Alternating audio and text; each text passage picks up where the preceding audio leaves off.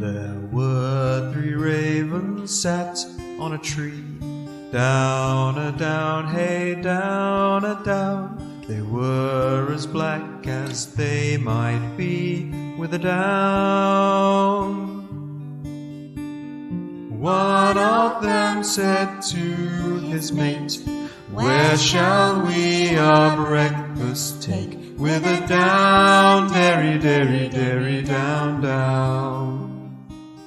Hello and welcome to the Three Ravens podcast. I'm Martin. I'm Eleanor. And today we're talking about the history and folklore of Warwickshire. I'm telling my take on the story of Lady Godiva, and we'll be answering important questions, like which historic site in Warwickshire contains not just one cathedral, but 3 cathedrals in one. Plus, how do you pickle a pigeon? And also, what the heck is a Mickleton hooter? Back to Warwickshire, a most excellent county, not least for producing one of the greatest writers to have ever lived, William Shakespeare. You do like him more than most, don't you? I do, even despite his male pattern baldness and the fact he's been dead for a very long time.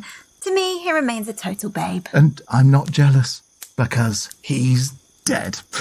And we should start the episode in the customary way by thanking our new supporters on Patreon. Hello and welcome to the Conspiracy of Ravens, Lynn, Alison and Kristen. All hail Lynn, King of Patreon. All hail Alison, King of Patreon. All hail Kristen, King of Patreon. If you, dear listener, would like to support Eleanor and I and aren't already a member, please do sign up to our Patreon, where for $3 a month or $6 a month, you can unlock a whole treasure trove of bonus content, from our monthly newsletter full of folky facts and fun, to monthly exclusive episodes, our stories as text versions, and episodes of the Three Ravens Film Club. The place to join is patreon.com/Three Ravens podcast, and membership is just $3 a month or $6 a month, the equivalent of £2.50 a month or £5 a month, about the same as buying Martin and I a cup of coffee. And please keep those emails coming about this month's Three Ravens Film Club movie, The Wicker Man.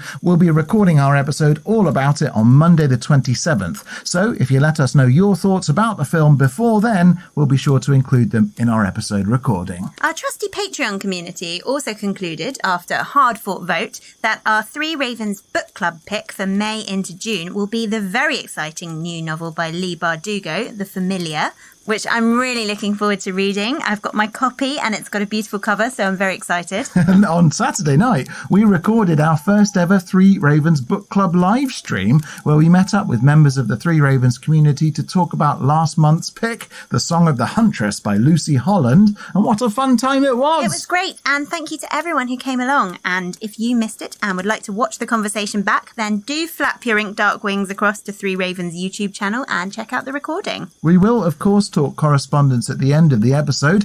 Some very fun updates there, including about Bigfoot sightings. But please keep your emails coming through to threeravenspodcast@gmail.com, including your own nuggets of lore and folky info for our next listener episode. And also, send us through your entries to our ghost story writing competition. Yes, please. And as a reminder of the rules, please write us a story of up to 3,000 words featuring at least one ghost. It can be a tale of personal experience or completely made up, but do make them good and scary, and email them through to threeravenspodcast@gmail.com, and we'll read them all and perform the winning entries as part of this year's Three Ravens haunting season in October. Do also please consider buying tickets for Three Ravens Live at Chichester Festival. For the princely sum of £8, you can come along and see Eleanor and I performing our Series 4 finale episode, all about the history and folklore of Sussex, including a brand new story, on Thursday the 4th of July. Tickets are available at festivalofchichester.co.uk. Last we heard, there were about a dozen left, and we'll have news about our next Three Ravens Live event coming soon. So, we're releasing this episode on Monday the 20th of May, which is St. Ethelbert's Day. And who, pray tell, was St. Ethelbert? Well, St. Ethelbert was an 8th century king of East Anglia, executed in the year 784 by that pesky old King of Mercia, Offa. In what Doug offers Dyke. Yes, exactly right. The most powerful Anglo-Saxon king before Alfred the Great. Not only did he control Mercia, of course, but Offa also conquered Kent and Sussex and East Anglia, so both Norfolk and Suffolk, which is how poor old Ethelbert got his head chopped off. Ah, that's awkward. Yeah, and that's one of the interesting things about Offa, in that he was a Christian king. He did deals with the Pope and had an alliance with the kings of Wessex. His reach and power was really quite something. Well, Offa's Dyke, this huge earthworks running all the way along the border with Wales, could only have been built by a very powerful monarch. And one who was really intent on keeping the pesky Welsh holed up in pesky Wales with their magic and their druids and their habit of grooming legendary heroes. In terms of Ethelbert, though, he was actually killed in Mercia, tricked into coming to Hereford. How do you trick someone into coming to Hereford? Well... Like, it's a nice coffee shop in Hereford. No. Come on.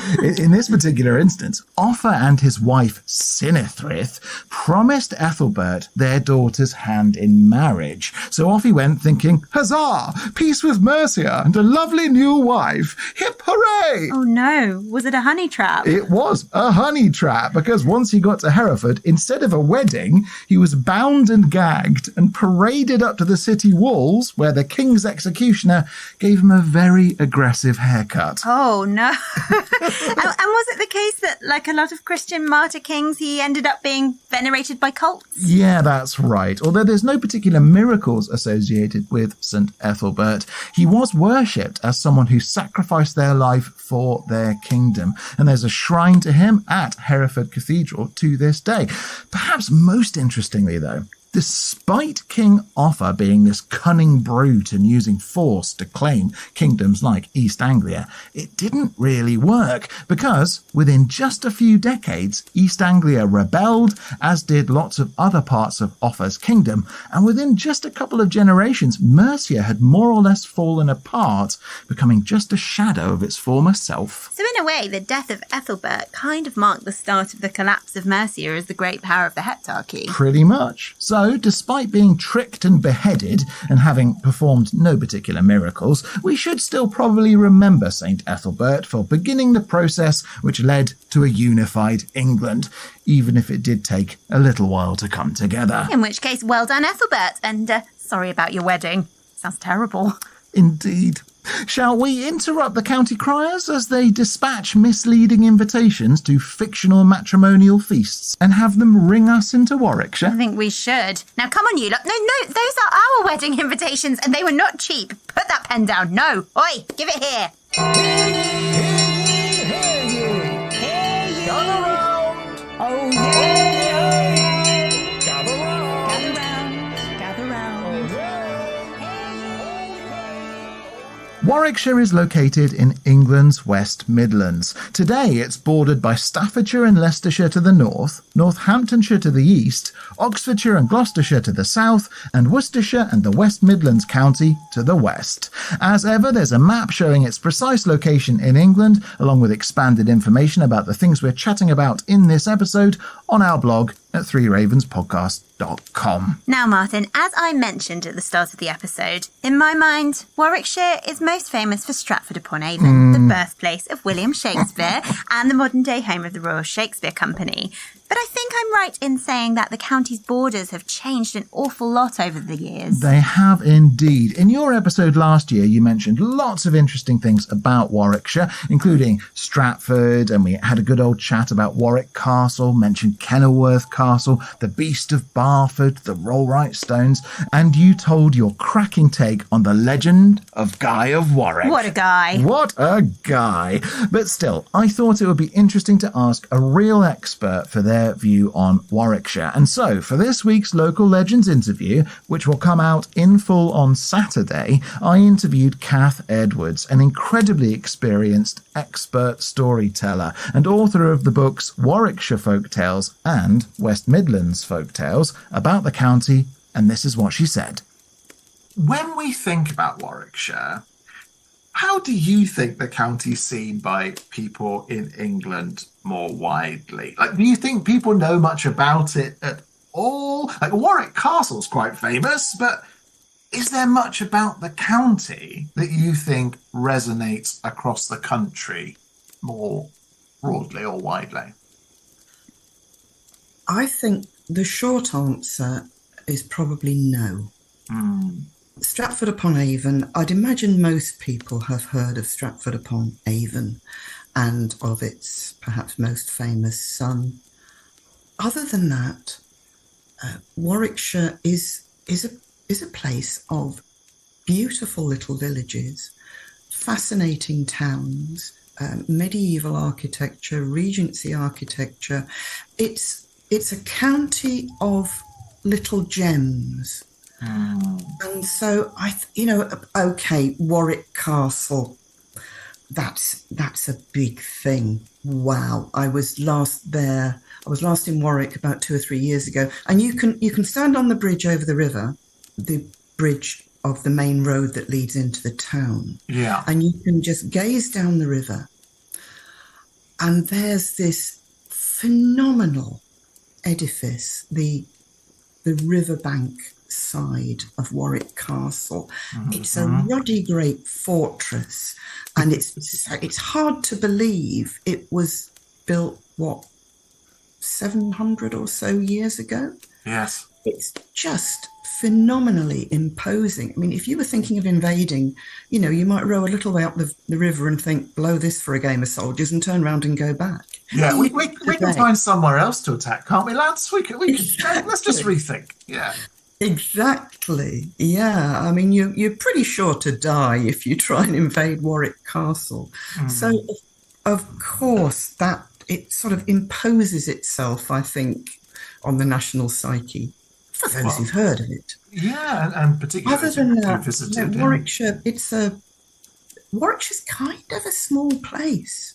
It's composed of small places, and they are utter delights. There are some wonderful places in Warwickshire, but I don't think, apart from maybe Warwick and Stratford-upon-Avon, I don't think it's widely known unless you've been there. I don't think it is either, really. I mean, I remember visiting Warwick Castle when I was a little boy, and I mean, I must have been about 6, and I mean, it's just burned on my brain as this experience where I wandered around and went, how did this happen? This seems impossible.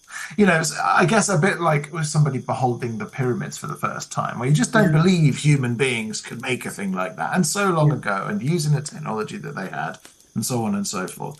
Whereas Stratford is an interesting one for other reasons, in the sense that that's more of a modern, almost like a theme park town to a certain extent.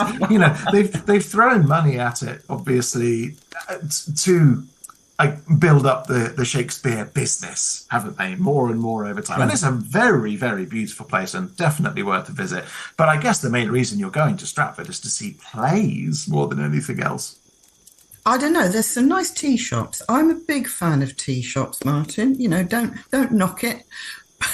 No, I never would, Kath. I never would. I love a tea shop. Absolutely. Stratford-upon-Avon, if you just for one moment, which seems like blasphemy, put to one side the Shakespeare connection, it's just a wonderful little, partly medieval town.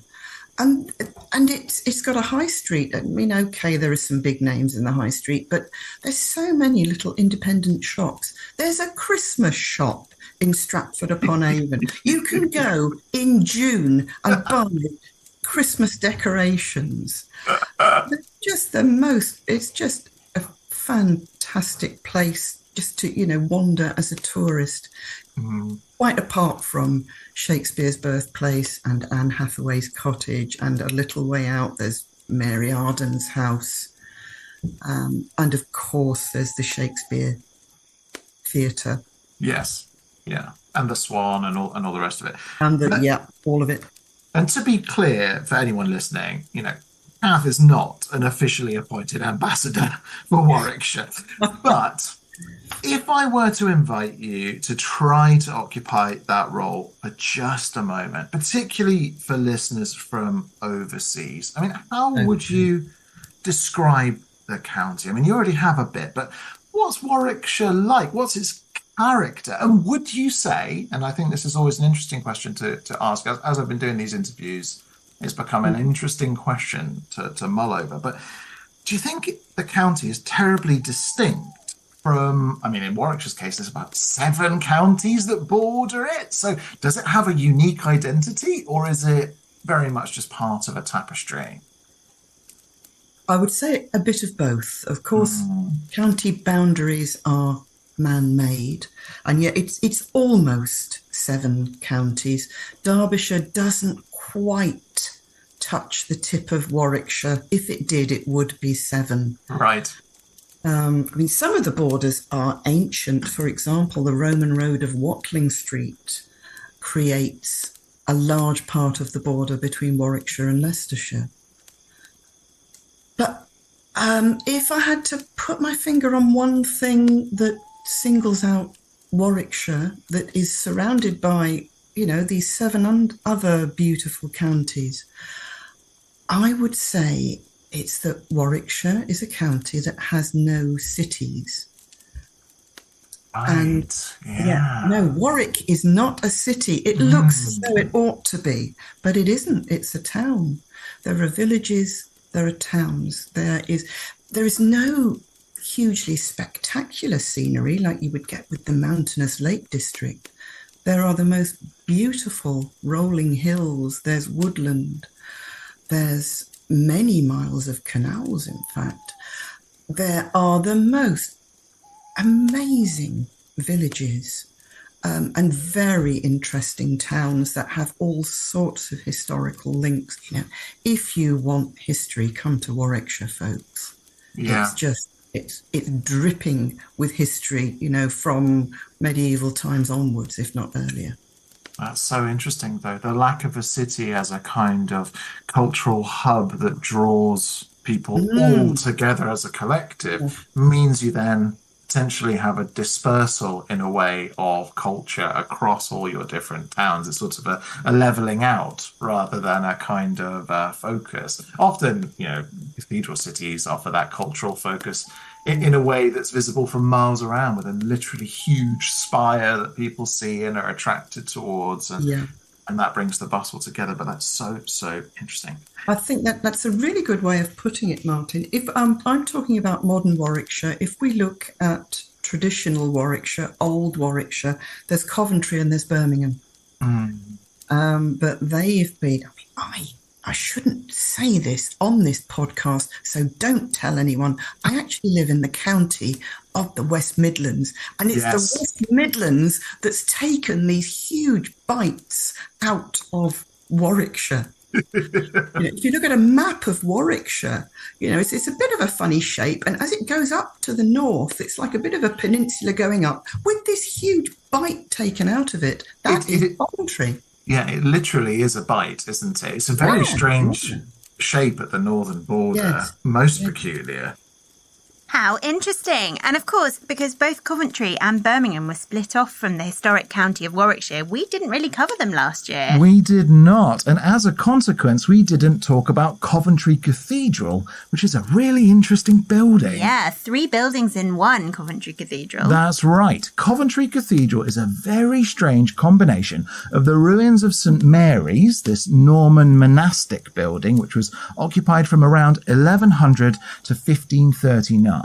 Then there's St. Michael's, the 14th century Gothic bit, which was bombed during the Second World War. Well, Coventry was absolutely devastated during World War II, a genuinely shocking level of destruction. Yeah, I mean, the city was founded by the Romans in 60 AD. It grew in power under the Saxons to become very wealthy, and that's when it acquired the name Coffa's Tree after an Anglo-Saxon king, Coffa. And famously, it's also where Lady Godiva rode her horse naked through the streets to liberate the people from taxes. Which is the subject of my story for today. Excellent. But Coventry has such a rich history. It was a key fortress town for King Stephen during the anarchy. Biddly biddly Wow! And it became this kind of cash machine city in the medieval era associated with the wool trade. Well, there was a famous fabric, a wool fabric in Coventry, wasn't there? Yeah, Coventry Blue. That's in addition to the famous Lincoln Green as worn by Robin Hood and Gloucestershire or Stroudwater Scarlet. Anyway, the city was super important in the Middle Ages, had the grandest city walls of any English city. And then there were these two waves of devastation. The first from Henry VIII. Boo, hiss. Yeah, boo, hiss and spit. He dissolved tons of really important monasteries and abbeys and churches around Coventry.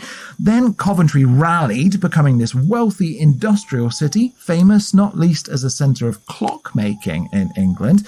And then the manufacture of motor cars, all until the Blitz kind of levelled the city. I think outside of London, it was one of the most bombed cities in the country. Yeah, London, Plymouth, Hull and Coventry were the most bombed cities in the country. And at that time, the cathedral was pretty much levelled aside from its rather grand 87-metre tower and spire. So, after the war, the people then built St. Michael's, which is immediately adjacent to the ruins and tower of the former cathedral, with the whole cathedral complex standing as a symbol of peace and reconciliation coming out of the barbarity of war. And you mentioned Birmingham as well. I feel like I should know this, but does Birmingham have a cathedral? I mean, it does, but it's an Enlightenment-era building, originally a church called St. Philip's, reclassified as a cathedral in the 20th century. Oh, one of those. Yeah. And Birmingham is, of course, a super important city in England, the second largest city in the country outside of London.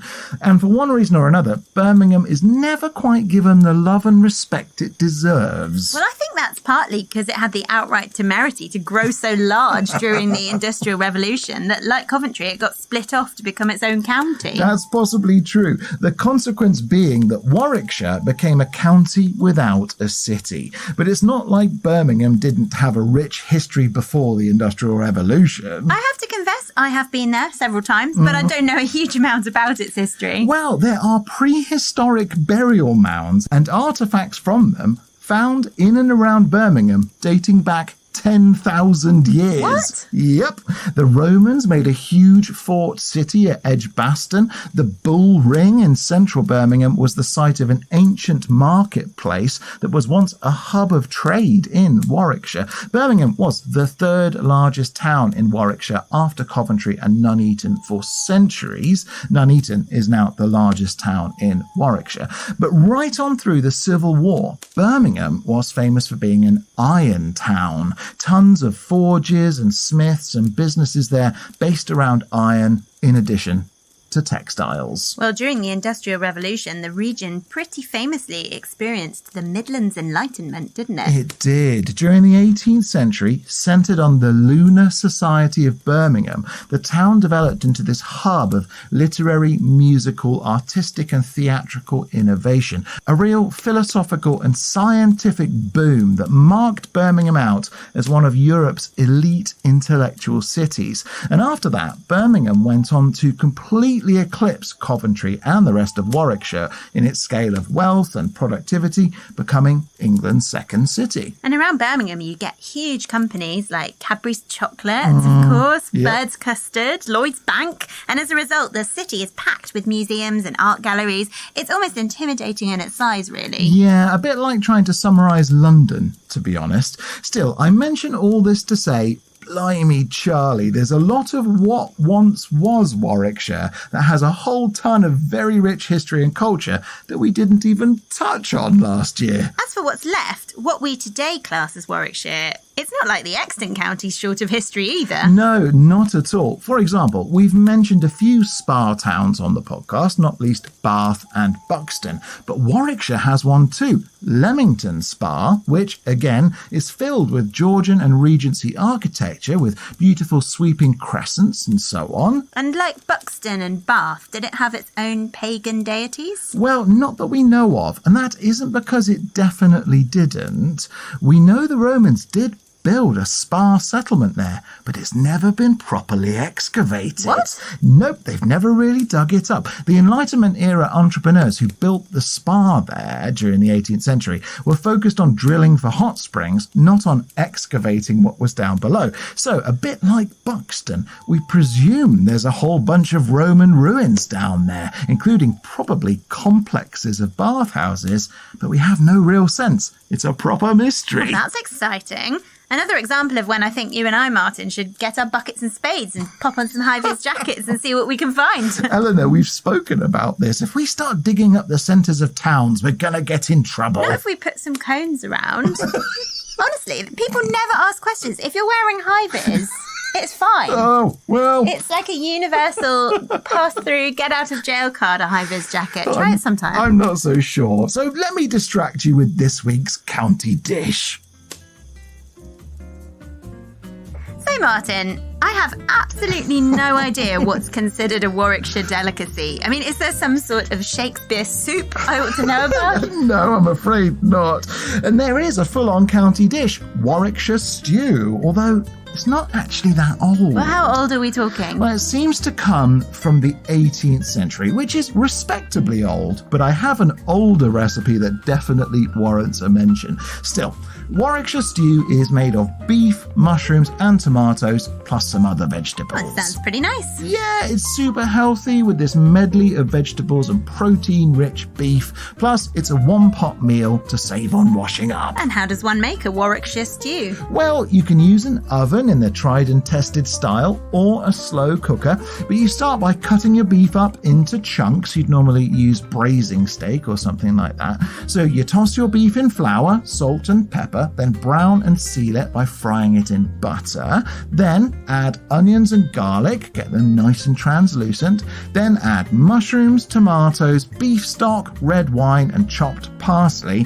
Then leave it to cook for a couple of hours. Midway through, chuck in some chopped potatoes and carrot chunks and leave it for another 3 hours. Then, bada bing, you've got a delicious Warwickshire stew. Sounds like a very tasty way to get just about all your essentials all in one. It is, but, like I say, it's not that old. And we know this because, although it's quite famous now, it became so really during the 19th century. It doesn't appear in the outstandingly historic Mary Wise's recipe book. Oh, this sounds promising. Who is Mary Wise and what's in a recipe book? Well, there are actually 2 books, and they're thought to have originated in the late 17th century with recipes from several generations of women. The manuscript is kept at Warwickshire's County Records Office, and like a lot of books from the time, it contains all sorts of remedies and essentials for any lady, aside from just how to cook some types of food. Well, such as? I mean, I love this sort of thing. Well, it contains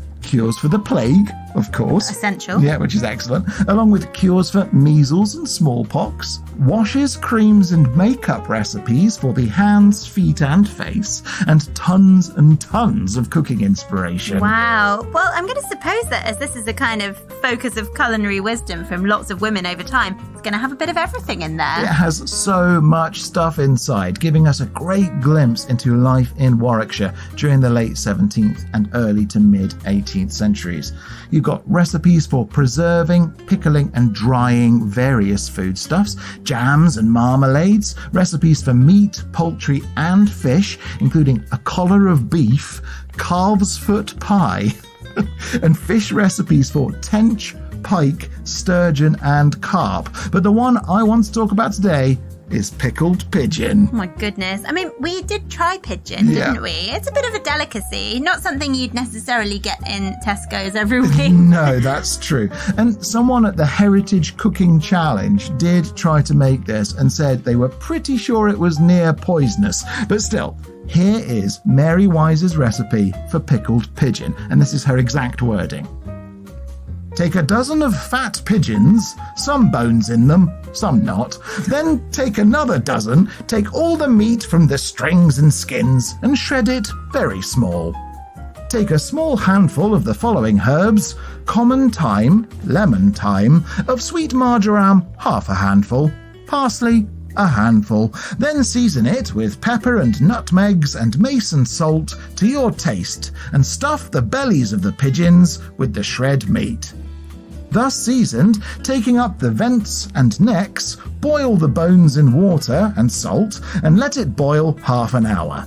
Then put in vinegar, straining it from the bones, grating in the pigeons and let them boil an hour, and very softly so. Take them out and let them lie while cold, so keep them in the pickle.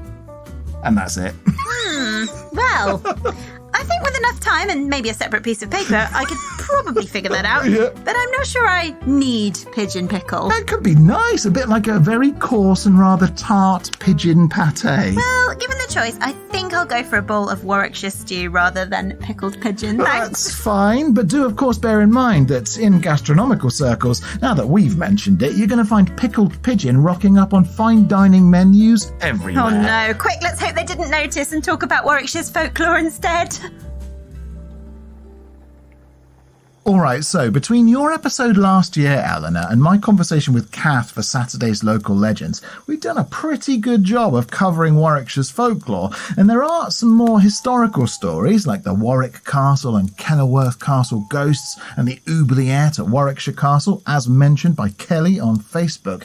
But in terms of slightly weirder bits worth mentioning, we should definitely start with the Mickleton Hooter. Now, I'm very curious about this one because, well, a hooter in the modern parlance can mean a few different things, can't it?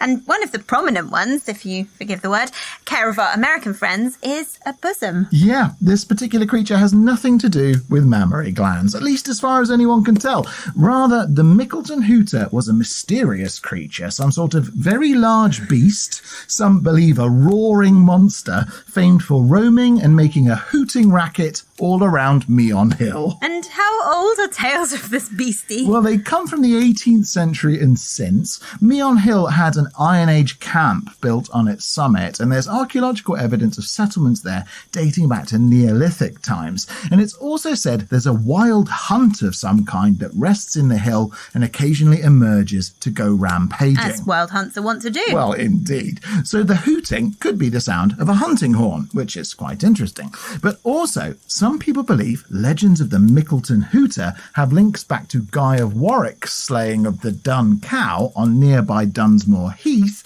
which would make it more of a Mickleton mooer, although the whole area is rife with ghost stories. We've been a bit quiet on ghost stories generally so far this series, actually. Yeah. So tell me, which spooks and spectres are there around Meon Hill? Well, around Mickleton and Ilmington, there are stories of a mysterious, ghostly coach pulled by 6 horses and accompanied by a pack of hounds. They're said to head towards the Gloucestershire border late at night, but spookily, make no sound. Ooh. Plus, a supernatural black dog is also reputed to haunt Meon Hill, as is the ghost of a headless woman, and some say that Meon Hill is actually an entryway either down into hell or into the fairy world, and that the dog, and possibly the Mickleton Hooter, they may be one in the same, but it's said they're there to guard that entrance. Now, hold on. We have loads of different types of ghost and spooky thing, all in this one place. Yep. But we don't actually know what the Mickleton Hooter is. No. All we know is that it hoots. Meaning it could just be an owl. I mean, it would have to be a giant, ferocious, terrifying owl. We've seen those. But yeah, maybe it's an owl. Oh, I mean, by the same measure, it could be the noise made when one or other of the ghosts or creatures bumps into another one. Excuse me. Yeah. Or, well, just putting this out there, but maybe, just maybe, it's actually an enormous, very loud boob. I mean, that's also possible. Just a single, huge, disembodied bosom rolling around Warwickshire, occasionally screaming. And guarding the gates of hell. Seems plausible. It's also worth adding that although we might not think of Warwickshire as shuck country, there are also tons of records of hellhounds from around the county, including at Edge Hill, Little Compton, Radway Grange, Snitterfield and Warwick. And that's not to mention all the various Dick Turpin stories from the area, as well as the lesser known but also rather cool highwayman Bendigo Mitchell. That is a terrible name. I I've never heard of Bendigo Mitchell. What was his game? Well, so like a lot of highwaymen, he was famous for robbing people, basically, particularly along the Warwick to Banbury Turnpike. At the Black Horse Inn in Warwick Town Centre, there's a plaque which remembers him, but he's famous for evading the law in some dramatic chases, including one where he escaped from a lynch mob in Rugby and rode his horse across a frozen lake, which saw his horse earn the nickname Skater. Oh, Skater. Yeah. Alas, he was eventually caught and tried at Warwick Assizes, then hanged and gibbeted down at what is now the racecourse. They loved to execute people at racecourses, didn't they? They sure did. No word on what happened to Skater. Maybe he ended up becoming a racehorse at the same racecourse. And although there's no ghosts associated with Bendigo Mitchell, there is an excellent one connected with Lawford Hall, which isn't far from Rugby, haunted by a ghost called One-Handed Boughton. I'm going to guess by his name. He's only got one hand. That's correct. So his hand was shot off by a cannon in 1585 when this particular captain was fighting in the Netherlands. And the story goes that while this captain was once a beloved figure, popular with his servants, the people of his village, living in this grand house at Lawford Hall, once he lost his hand, he became more and more bitter, more and more drunk and violent, and eventually he ran out of money and alienated everyone in his service and locally, so was left alone in this whacking great house. A recipe for spooky businesses, this is. Yeah, well, years went by and the people living nearby never went to check in on old One-Handed Boughton, and his garden became overgrown, ivy twisting across the brickwork of his house, and so much time went by that the people presumed he'd become a total shut-in. But... well, eventually, the priest convinced some local men to accompany him to see what had happened to Boughton, as it really had been years since anyone had seen him. So along they went, creeping through the house, searching room by room, and finding everything in a state of mouldering, dust-covered decay. In due course, the group went up to the bedroom and found the remains of One-Handed Boughton, in bed, rotted away almost to a skeleton, covered with dirt and muck and spiders. oh, gross. Yep. So his body was then given a Christian burial, and the heirs within the Boughton family inherited the hall, seeking to fix it up and make it livable. But, of course, the builders were constantly harassed by the ghost of One-Handed Boughton, this old violent creature who scared them off time and again. So what did they end up doing? Well, they made the decision, the family, to instead dismantle the hall and move it, and all the worthwhile furniture pieces, to a new house, Brownsover Hall. Only even then, One-Handed Boughton refused to give anyone peace and haunted both properties. So they made things worse. They did. It's said that this incident, which was in the 17th century, required 12 priests to all work together to overcome what was, in essence, a Jacobean-era poltergeist, eventually striking a deal with the ghost whereby it agreed to be sealed into a bottle which was then thrown into a lake at Brownsover Hall. Blimey. Yep. It's now said, as per the terms of this deal that was struck, that once a year, One-Handed Boughton again appears, engaging in a single night of haunting. And what's nuts is that through the 18th and 19th centuries, tons of the members of this family died in very strange situations, including by murdering one another, suicide, misadventure, and the theory goes it can all be linked back to this ghost who died back around the start of the Civil War. That is an epic story. Although I do confess to now being a little bit spooked. So could we maybe have something a bit more cheerful? Absolutely, and of course. And for this one, I'll hand over to Kath first, who's going to explain the idea of the Ilmington Noodleheads. There are Ilmington Noodlehead stories. And I imagine you know the term noodlehead. It just means stories about foolish people. Yeah. So Wise Men of Gotham would be an example of. I was about to use that exact term. Yeah. Quite right. Yeah. The Ilmington Noodlehead stories are not about people in Ilmington. Ilmington is a little village in the southwest of Warwickshire. And just over the border, there's the village of Ebrington, or Yebberton, as it's called. And the people of Ilmington chose to think that the people of Yebberton were a bit stupid, and they told stories about them. Right. And there's one story about Yebberton Church. Now, Yebberton Church is still there, so you can go and see this actual church. And there was a tramp making his way along the road into Yebberton, and he had a bundle on his back, as tramps do. It didn't have much in it. You know, he'd had hard times. It pretty much just held the blanket that covered him when he slept under a hedge. But he was walking past the wall of the churchyard, and he looked across at the church, and he saw a group of men there. And they seemed to be sizing up the church. You know, they were bending down to look at it from different angles. They were looking at it to the right, to the left, moving a few paces this way, a few paces that way. And the tramp, he just stopped to watch with some interest. Well, they were discussing the fact that a church is meant to be on the highest ground. And although the church was on a bit of a hill, it seemed to them that maybe the ground to one side of the church was slightly higher than the church. Well, the thing to do was obvious. They had to move the church over. Well, you would, wouldn't you? And they were just about to do this. They were just about to get on the other side of the church and give it a good shove, when one of them, because they weren't stupid, one of them said, "How will we know if it's moved?"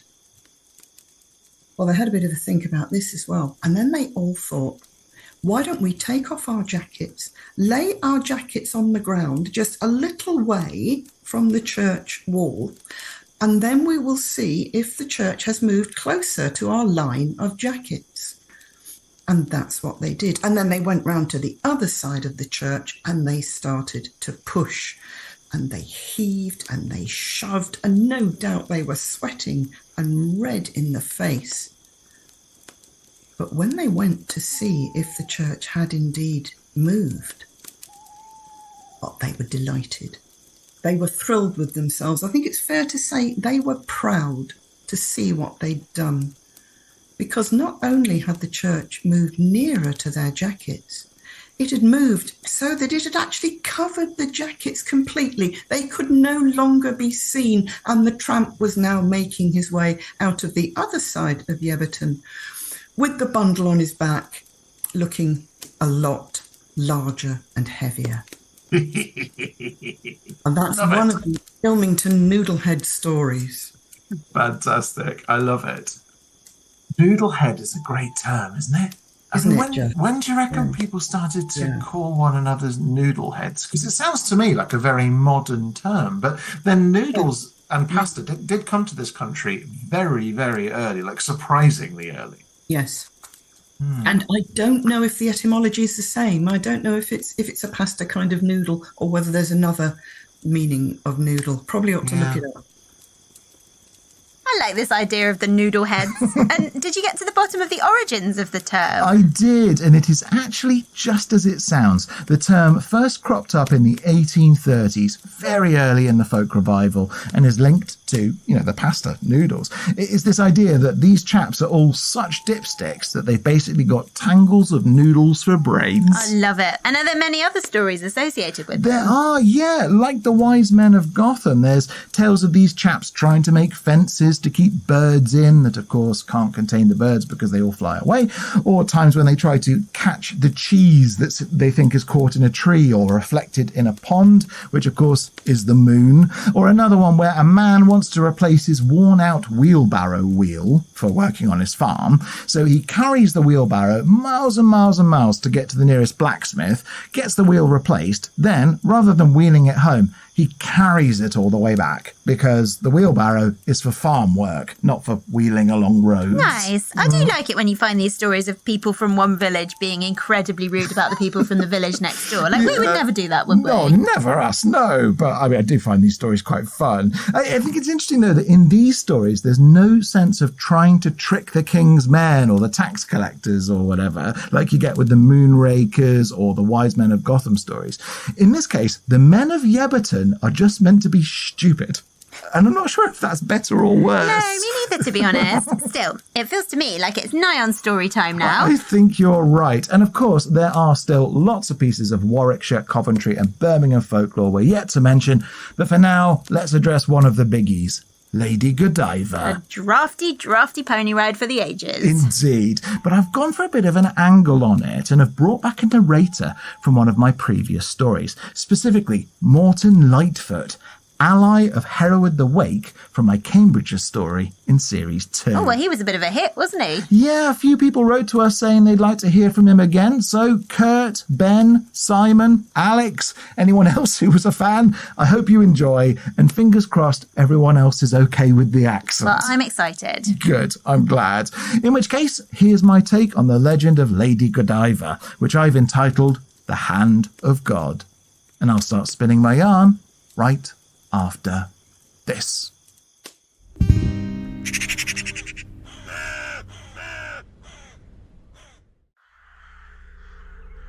Listen to that wind. You know, there was once a mother whose blood was cursed, the daughter of dragons, riders of the gales. In your fingers you hold her treasures, the jewels gifted by Leofric, her lord. Don't move. Don't struggle. I have a blade to your throat, old man. Only listen. For when the first Vikings came to England, Ifil came with them. One of their number, Robert the Cursed, was a berserker, a wild and fearsome beast of battle. His shadow was not black, but red with blood. And when the moon rose, his skin split, his bones broke, and from his flesh a wolf did hatch to rampage with endless hunger. Who could defy such a man? The answer is simple. No one. Who could love such a man? The answer is not simple. Her name was Ermenhilde, and she was a warrior too. A princess of Mercia, whose pale white skin was stained with sins of her own. A war band leader, boat burner. But she had royal blood, strong blood that could carry a curse and make it fruit. Yet the poison in the veins of Robert the Cursed was damned. Forsaken by Odin, forsaken by Thor, forsaken by all but Fenrir and his lying father, Loki. The shape of the love of Robert and Ermenhilde was pain. A signal fire in the cold night, born beneath Valkyrie wings. And from their union, amidst the clinging ash and depths of slaughter, the son they bore was called Buka, for the boy was not a child of men. Their son was Elfar, a fairy child. Sometimes a worm hiding in caves, sometimes a Morgan of the sea, sometimes a raven of the sky, sometimes a boar with skin of flames and tusks like rusted iron. His name was Thorold, and he was a dragon untamable. a beast who suckled on the teats of forest does, who feasted on the eggs of carrion crows. Robert the Cursed was dead before long, Ermenhilda dead too, both Draugr, both lain low within a lonely cairn. But Thorold had no need of them. His dark heart beat with all the pain of every sin carried by Cain, your deathless father of all fallen beasts and devils. For such a being, what need is there for love? For Thorold had no love for gold, no love for silver, tin, or bronze. But women were treasure for his dragon heart, his dragon soul. He was a terror across the land, from the holy kingdom of Lindsay to these lands here in Warwickshire. It was at Alucas Grove he found the one who calmed his storm. Elfwine. She had no other name. A daughter of the other world, slipped out from Annun's lands. She sang to Thorold, offered succor, and made with him twin children there beside the water's edge. Thorold did not see Elfwine grow fat with babes. He went, rampager, back to the forest and the caves, into the ocean spray and the wind, where he rode as lightning, snaking out below the moon. But Elfwine, she did bring those infants forth, within the forests, a night harvest of daughters, 2 fey maids with glowing eyes and skin of bright star fire. The first was the wolf gift, Wolfifa, her father's daughter. The second was the gift of God, your God, my God, a forgotten God without a name. She was Godiva, whose jewels that you now hold within your shaking fist. Try not to panic, for I do not want my blade to slip. I know your fear, Abbot Walter. I smell the panic sweat upon your brow. But the tale of these stones is legend, myth, and you must know such things, for you seek to preach to others. Do you not, holy man? And so know the tale of Godiva. For here, on this holy ground, once stood the church she built in praise of your triple-headed God. Father, Son, Spirit, a 3-weave plait in the cloth of time. But you, Abbot Walter, brought her temple crashing to the earth, and then built this place.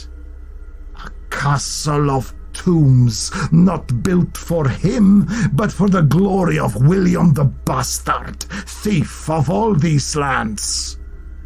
No, no, do not beg, Abbot Walter, only listen. Hear the wind and the wisdom of the worms that whispers through the gaps within your window frames. For through your fingers pass these gems, linked like all the past upon a cord of gold. Carnelian and peridot, emerald, turquoise, sapphire and amethyst. Please keep them moving by your holy finger and your sacred thumb. There, jacinth, onyx, jasper, beryl, lapis, amarine. One of each of your new God's prayers. Make them while you have a tongue with which to speak. For these are the sacred stones of Godiva, holy man, a gift to her from Leofric, Earl of Mercia. You know of him, saw him die. For he was once Thane of all these lands, those ruled before by Leofwine, his father, who was placed unto Mercia's throne of salt at Tamworth by Canute, he who called upon the very oceans to tremble in their tides. Do you feel the wealth of all those kingdoms in your hand? That is good, Abbot Walter. Please keep praying, for all the ghosts of all those dead are watching you and I. These jewels, you see, were once the crown of Godiva, gifted unto her by Leofric on their wedding day. For though Wulfifa was her father's child, so like him, cursed, a wild wolf maid who ran beneath the moon and drank the blood of men. But her sister, the hand of God, was the day to Wulfifa's night. A beauty like no other, Godiva's hair grew long and red as the face of the fierce sun. Its glow lit within Leofric a fire set to burn until his dying day. Yet Godiva was not his to claim at first. She had been wed to his brother, Godwin, the richest man in all these lands. The firstborn, like she, given by Elfwine to broker peace between the Fae and men. The tale of Godwin and Leofric is the same as the first brothers. For Godwin was the glory child, beloved by all. Leofric, the second son, was not to be adored. And so, with jealous lust and rage, Leofric beat his brother down into the dirt, holding but a stone within his hands. And then Leofric claimed Godiva for his own, a pure white soul to cleanse the horror from his own. Yet Godwin's sons, born from Godiva's womb, were always in Leofric's mind. But Wulfric fathered only daughters, and Ethelwine died alongside Harold Godwin's son beneath the bastard's blade. And Leofric did hold hate for them, hate for Godiva, for bearing them as princes in these lands. He was a jealous Thane whose hunger was an endless thing gnawing at his mind. For none was unto Leofric true relief. He called on all to pay to him their gold, their jewels in tribute. Gathered to his chest the wealth of all Mercia who lived to him in thrall. And Godiva saw the folly in his acts, the pain of all his greed. The hunger of all peoples rose into an endless moan which raged across the lands like the gales you hear tonight. It was a terror to her, and so Godiva set to saving them, and the soul of Leofric too, for she begged him, Abbot Walter, pleaded on her knees to Leofric as if he were her god. Said, "Take my crown and break it. Give it to the starving men who stagger in the streets. Sell the jewels you gave to me for bread for women, meat to make their children grow strong." Leofric laughed to this, but still she begged. All things she tried. To love Leofric, bring him sons, and their firstborn, Elfgar, was a golden prince, the honor of all. Though Leofric loved him not, and could not see within him hope for all that might then come. Though still Godiva begged him from sun-up to sundown, and all the hours beneath the moon, and for he would not hear her, she sought the wisdom of the holy men to whom she brought Wolfifa, that sister whose red and bloody lips did speak wild magic, who was untamed and feared by all who ever knew her name. Though through Godiva's love, her prayers and kindness, and wisdom of the priests who knew the darkness of her soul, through holy fire and sacrifice, the rage within Wolfifa then was quelled. Godiva showed this miracle to Leofric, her sister, beast no longer, now a holy maid. And Leofric's heart was moved. He gave to Wolfifa the Nurden lands, Hoch forests, and a place from then which was known as Wolfifa's Valley. And in this act, Godiva saw in Leofric a shaded candle flame of hope, which through her breath and hands she kindled to a blaze.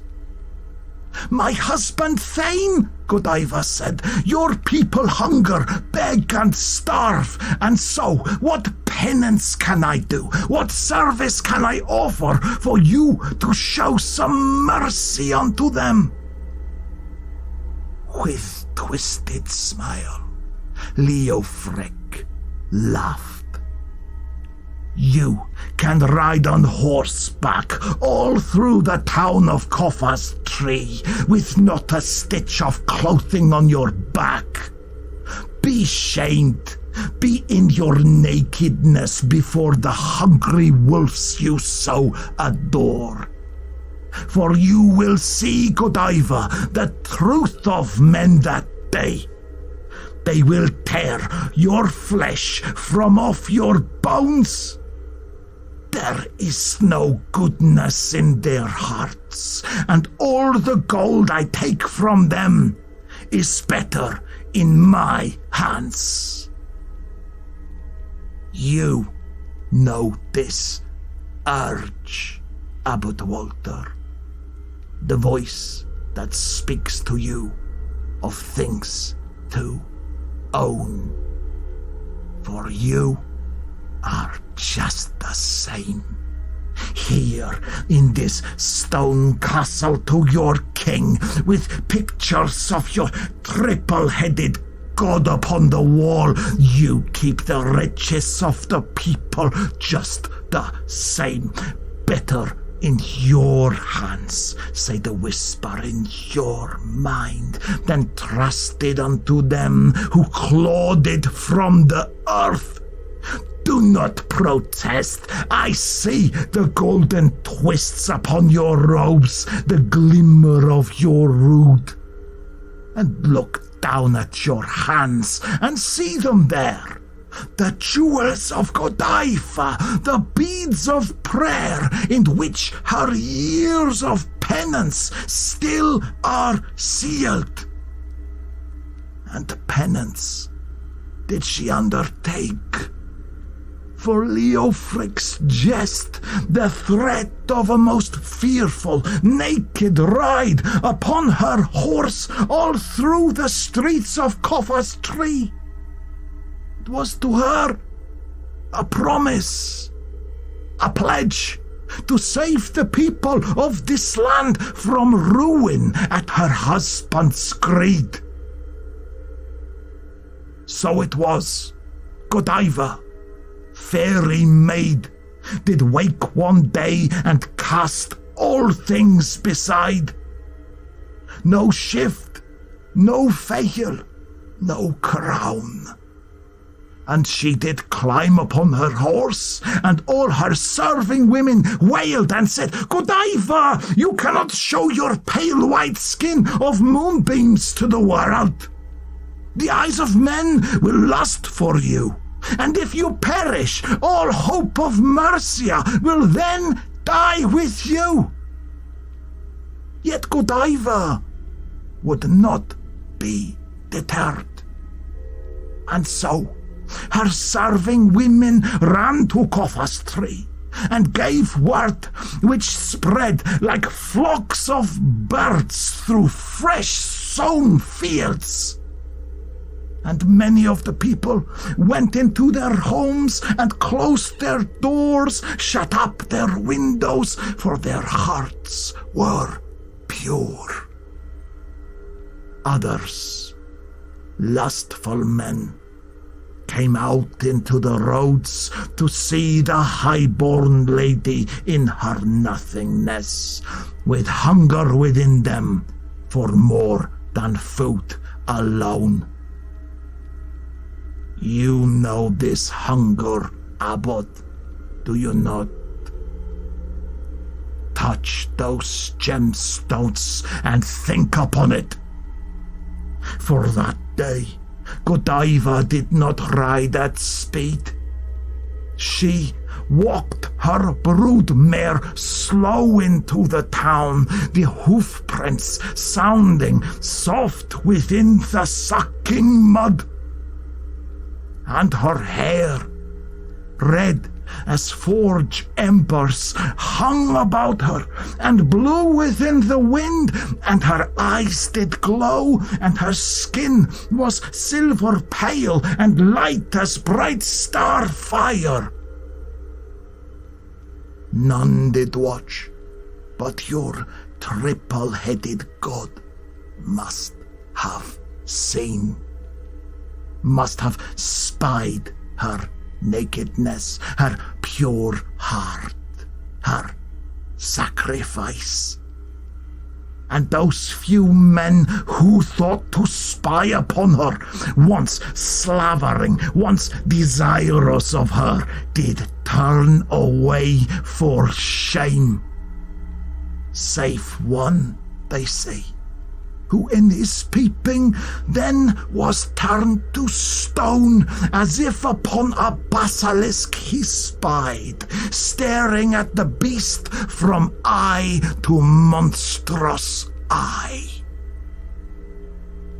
Forget not, Abbot, that dragon blood was in Godiva. Fey blood, cursed blood.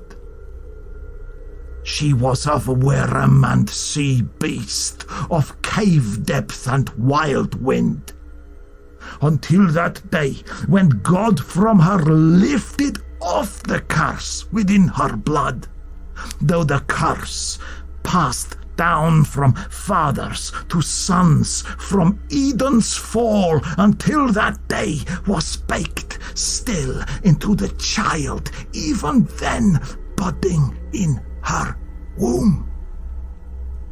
Leofric learned of what she had done, and he too fell onto his knees. In part to her, in part to praise her God. For Godiva showed him gold is not for hoarding like a dragon, nor is any treasure, be it woman, man, or all things of this earth. And so, through this, Leofric learned to love Godiva and his son Elfgar, who was exiled by your king. And most of all, he did love God and gave his hoard away, paid all his coin to build monasteries to the Virgin at Wirgoncaster, Leominster, Caerleon, and Vinicas. Together, Leofric and Godiva broke the abbey ground at Evesham, where, in the chapel of St. Nicholas, the saint of all repentant thieves, the icons hung with necklaces of Godiva's own silver. The gold and silver rood at the abbey of St. Paul, the life-size cross and Jesus who hung upon it, was forged by Manic, smith of Leofric, and his wife. What happened to that treasure when the bastard came, Abbot? Yes, it was melted down and used to pay for swords and axes, the self-same the Norsemen used to cut the Mercian people down. And Godiva broke her crown to give to God, but the holy men would not accept that gift.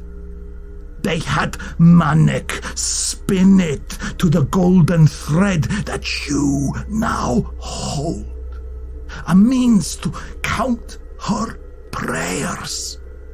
One by one, she uttered them in praise of her God on high, the one who broke the curse which lived within her blood. Yet, Abbot, you know the truth. For though the Vikings came with curses, the Norsemen who with William the Bastard sailed the whale road to these lands, they too brought doom within their hearts. For Leofric, who fought with Siward against Godwin's son, was buried here, in this ground, though I see no marker of his grave in your new temple. Perhaps his restless soul will haunt you for this slight. So many died. Old kings and earls of all this land. But even to the bastard, Godiva was too sacred to cut down. The only woman in all England to whom the Norsemen left her lands to rule. She did so with honor until she died of age, the final queen of Mercia. What of her then, Abbot? Where is her tomb? Where is her icon, in glory or in stone? I see you do not know, but her treasures, you keep these close, here within your temple, here within your hands. And so, I have come to you with word of one forgotten in this place. The cursed babe that grew within Godiva when she took that naked ride. You cannot say his name, for fear that he will step forth from the storm, as I have done this night, but I will speak it for you, and whisper to your holy ear of he that is profane. Hereward. He comes and seeks revenge for all the people of Leofric, all the people of Godiva, and the sins he commits have soaked his skin in blood. Which is why, Abbot Walter, I have come to take from you the gemstone prayer cord you hold within your hands, and all Godiva's treasures you are hiding in this place of Norseman stone. Release your grip and let Godiva's relic slip with me into the night. For in one hand I hold my dagger, and the other now is empty, seeking charity or sacrifice. Which, I wonder, will be to you the hand of God.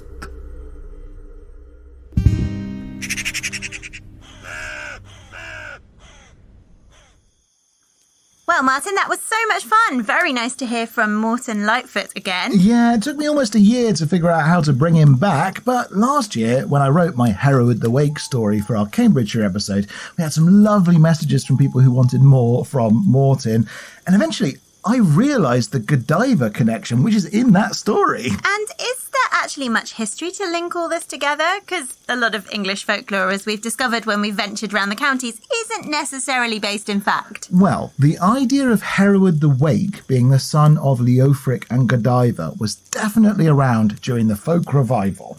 I'm not sure there's much basis in fact for the idea, but it's one of the theories claimed variously across really old texts which mention him, including the Anglo-Saxon Chronicle as written at Peterborough Abbey, the Domesday Book, and the Book of Ely, as well as the Gesta Herowardi. And what about Lady Godiva? I mean, I love the idea of her being born of this fairy maiden who seduced a fallen Viking monster, but that surely has to be your invention. I mean, it is. But I must say, the family names of her father, mother, and grandfather, which we have from records of the time, do all mean those things. Robert the Cursed, Thorold, plus Elfwine, like all these people are presented as slightly inhuman, though there isn't a whole ton that survives about any of them. And what about the naked ride? Because that is obviously incredibly famous, but I can't imagine it's actually true. No, I mean, the first mention we have of it crops up in the 13th century in the Flores Historiarum, or Flowers of History, a 13th century manuscript originally housed at the Abbey of St Albans. But the other events of her life are much better recorded, again in the Book of Ely, but also in a wider array of records which tell us quite a lot about her life. Like what? Well, like, for example, that she did convince her husband, Leofric, Earl of Mercia, to relent in taxing the people of Coventry, and that she also convinced him to give away almost all of his kingdom's wealth as charity, including in the building of all these abbeys, churches and monasteries, all of which were then sacked and levelled in the years following the Norman invasion. And you mentioned loads of churches and abbeys and so on, along with this life-size Christ and crucifix made of solid gold and silver gifted to St Paul's. That can't have been real. It was real, and well recorded as real. And it truly was melted down by William the Conqueror, as were so many Saxon treasures. Oh my goodness. And what about the jewelled prayer beads, which were kind of the focus of your story? Were they also based in fact? They were, apparently made of the 12 sacred gems you spoke about on our Crystals bonus episode not that long ago. And check this for cool. The records of Godiva's circlet, as it was called, are the very first mentions of anything close to a rosary or a set of Christian prayer beads anywhere in the world. What? Yep. We don't know if Godiva invented the rosary or if she's just the first person recorded as using one, but this Saxon queen in the 10th century had one made of a cord of gold and precious gems with which she counted her prayers, which I think is so incredibly cool. And do we know what happened to it? We have no idea. But I mean, we can presume probably that it was broken apart and either sold or used in other pieces of jewellery over the centuries. But a very evocative idea. Definitely. And so can we expect Morton Lightfoot to ride again? Oh, I can't imagine how as yet, but never say never, I guess. Tantalising. So shall we talk correspondence? Let's. Though, alas, no new reviews on iTunes or Apple Podcasts this week. That is a shame. Please, dear listener, if you have 5 minutes, do please write us a review on iTunes or Apple Podcasts. We will read it out. And it does help other people find the podcast. It sure does. But we have had some lovely comments on episodes on Spotify this week, including from John, who wrote on last week's Local Legends interview with Mike O'Connor. Wonderful interview. Thanks so much for sharing Mike with us. I have a nephew from Cornwall. Maybe he'll show me around. You definitely should get shown around, John. There is so much to see in Cornwall and really glad you enjoyed the interview with Mike. What an interesting man. Yeah, very interesting and so knowledgeable about Cornwall and early music. If you haven't listened to it, give it a go. But also thank you to Lissa for your kind comments. Although maybe my favourite comment this week came from Bunny Love Deer on our Suffolk episode that launched Series 4. She wrote, I love this story so much. Have listened to it twice already. Thank you, Ravens, for bringing such joy, magic, and historical and folky info. I'm hooked to this podcast. Oh, that's so nice, Bunny Love Dear. It is our pleasure. And thank you also to those people who've emailed us this week, including with entries to our ghost story writing competition. Please keep them coming to 3ravenspodcast@gmail.com. 3,000 words, include a ghost. We'll read the winners out during haunting season. Yep. But also, thank you to those people who've been in touch with local lore from their areas and with news about visits they've made, folk remedies and so on. Please keep sending them for inclusion in our next listener episode. Yes, please. That will, as ever, come out after the end of season 4, but we're a bit spare on the ground for listener episode tidbits at the moment, so do send them through to 3ravenspodcast@gmail.com or message us on social media, just like Mark did, who was in touch about recent Bigfoot sightings around the UK. This is off the back, of course, of our 3 Ravens Bestiary episode all about Bigfoot, Sasquatch and wild men or woodwoses, which came out earlier this year. Yeah, episode 7 of the 3 Ravens Bestiary.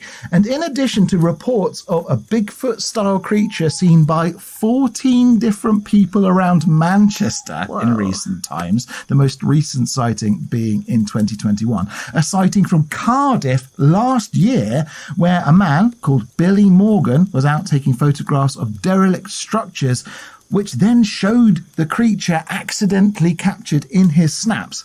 And an account from just the other day of a man out fishing at night on the South Downs near us, encountering a presence and not being willing to go back fishing at his favourite spot for fear, once again, of coming into contact with a woodwose. Well, I'm going to continue to be sceptical about the whole idea. Then again, if a woodwose came to our house and rang the doorbell, I might be inclined to open it and say, come on, you're not real. Get out of here, silly old Bigfoot. Scram. I mean, not completely unrelated, actually. You know how we've mentioned on almost every episode of 3 Ravens how most counties in this country have a beast of some kind? Of course, and lots of different types between things like the shug monkey and various shucks, along with loads of cat-type creatures, the beast of Bodmin Moor and so on. Well, this week we had news from James, who sent us a proper bit of scientific reporting from a learned journal about a study done by researchers at the University of Warwick, so highly appropriate for this episode, and a team led by Professor Robin Allaby that appears to prove that there really are big cats roaming the English countryside. What? Yep. So you can read about this on the BBC. And this professor has been testing carcasses found in the English countryside for over 12 years, basically debunking people who claim that big cats are found. And October last year saw a sheep taken down by a big cat in the Lake District up in Cumbria. Professor Allaby was called to take a look, did his swabs and tests, and they came back showing the DNA of a Panthera genus big cat. Wait, so did anyone see it before they called the professor up to run his tests? Yep, a local woman, Sharon Larkin Snowden, who thought it might be a big dog attacking this sheep, and it ran off. So she went to have a look and found cat-like paw prints. And so do we know what kind of big cat it was? Well, of the 5 species in the Panthera genus, lion, leopard, tiger, jaguar and snow leopard, they think it was a leopard. This follows a 2022 confirmation of another big cat in Gloucestershire, where, in addition to analysis of bite marks on a sheep carcass and fur and blood found on a barbed wire fence, that again there is, or at least was, a member of the Panthera pardus genetic group, a 99.99% match for a leopard loose in Gloucestershire. Oh my goodness. So not only are these beasts real in stories, but they're also real in the world right now. Yep. There is beasts roving the English countryside. It appears so. So keep your sheep safe, everyone. There's monsters out there. Thank you both to James and Mark for getting in touch, and to all the lovely people who've been commenting and sharing and liking things on our social media. And if you, dear listener, are not already part of the conspiracy of ravens on social media, please do come and gronk away at facebook.com/3 Ravens Podcast, Instagram at 3 Ravens Podcast, and on Twitter via 3 Ravens Pod. Yeah. And do stick your beak in the 3 Ravens Podcast group on Facebook as well. Yes, all sorts of gorgeous and very funny things on there, including some people organising a meet-up around 3 Ravens Live, which is coming up fast. It sure is. If you are in the Chichester area or would just like to come along and see Eleanor and I recording our Series 4 finale live at Chichester Festival on Thursday the 4th of July, do please buy yourself a ticket for the princely sum of £8 via festivalofchichester.co.uk. Don't forget, we also have a brand new 3 Ravens Book Club book. This month, it's Lee Bardugo's new novel, The Familiar. So grab yourself a copy, give it a read, and join us for our next 3 Ravens Book Club live stream on the evening of Saturday the 15th of June. Of course, to support the podcast, unlock ad-free listening and access tons of exclusive content, do sign up to the 3 Ravens Patreon at patreon.com/3 Ravens Podcast. And we'll be back on Thursday with a brand new Magic and Medicines episode. Eleanor, what are you going to be telling us about? We're going to be talking all about amulets and digging into the history of charms, which should be rather good.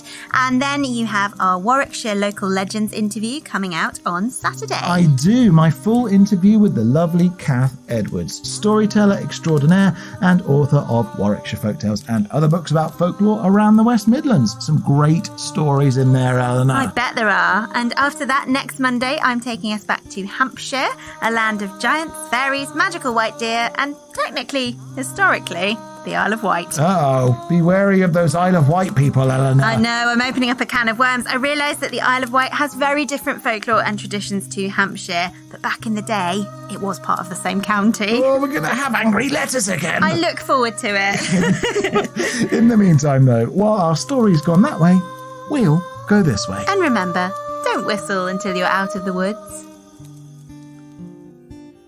Thanks and credit go to Kath Edwards and her book of Warwickshire Folktales and her book of West Midland Folktales, as well as the truly excellent Folklore of Warwickshire by Roy Palmer, all of which were very useful in my research for this episode. Our theme song is the traditional folk ballad 3 Ravens, performed by Eleanor Conlon and Ben Harbour, and our logo is by Ollie James Dare.